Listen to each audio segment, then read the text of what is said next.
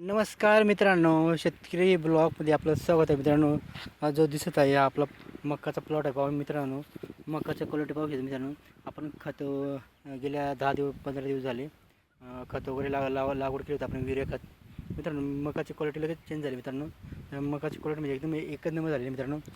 पाहू शकतो मी तर सारखं जसं खत लागवड केलं आपण, त्या सारखं पाऊस चालू होता. म्हणजे जवळजवळ खत लागवड करून 8 दिवस सलग पाऊस होता. सारखं पाऊस पाऊस असल्यामुळे तर मित्रांनो डायरेक्ट पाणीच होता. 8 दिवस पाणीच होता.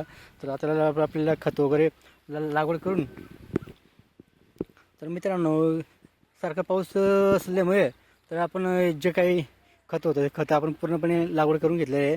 पण आता फक्त काय बाकी आहे मित्रांनो, जे दिसत आहे आपल्याला पाहू शकता, हे आपलं तण आहे. तर त्या तणला तणनाशक फवारणी द्यावं लागेल, कारण की आता याची बारी आलेली आहे. आपलं मकाला खत वगैरे लावून त्याची क्वालिटी तुम्ही पाहू शकता मित्रांनो. मकाला खत लागवड करून त्याची क्वालिटी पाहू शकता मित्रांनो. तर खत लागून एकदम भारी झालेलं आहे. त्याची कलर म्हणजे चेंज झालेला, पिवळं होता तर एकदम काळसर झालेला आहे. म्हणजे तर याचा अर्थ असं होतो की याला खत वगैरे लागू पडलेलं आहे मित्रांनो. म्हणजे खतं लागू पडलेलं आहे. मग आता फक्त याला बाकी याला हे जे तण आहे हे लय बेकार आहे. याला केनी पण म्हटलं जाते आणि हे पण केनीच आहे. त्या 2 प्रकारची केनी मित्रांनो. तर आपण केनी म्हणतो. हे तुम्ही काय म्हणत असेल या तणाला ते तुम्ही सांगा मित्रांनो, कमेंटमध्ये नक्की सांगा. आणि आम्ही ते याला केनीच म्हणतो. तर अशा पद्धतीने आपण 2 प्रकारचे केनी मित्रांनो. तर ह्या केनीवरती आपण तणनाशक फवारणी देणार आहोत. आपण फवारणी आणून ठेवलेले आहे. म्हणजे त्याच्यावरती जे औषध असतो ते आपण औषध आणून ठेवलेलं आहे मित्रांनो. त्याला फक्त आपण डायरेक्ट आपल्याला बाकी काय आहे, फक्त बाकी म्हणजे असं आहे की फक्त त्याला मारायचं बाकी. फक्त आता आपण थोडे दिवसांनी कसं ऊन वगैरे पडू द्या, थोडंसं सुकू द्या जमीन थोडंसं. आणखी पाऊस आला का म्हणलं की आपण तणनाशक फवारणी, आपला पूर्ण मकाचा प्लॉट आहे मित्रांनो. तर इथून जोपर्यंत खांब दिसतं आहे तिथं पण आपला मकाचा प्लॉट आहे. तर पूर्णपणे आपण त्याला तणनाशक फवारणी वगैरे देणार आहोत. कारण की खूपच तण झालेलं आहे मित्रांनो, तुम्ही पाहू शकता. तर मकाही आता खूप वरती आलेलं आहे. मकाची साईज पण खूप मोठी झालेली आहे.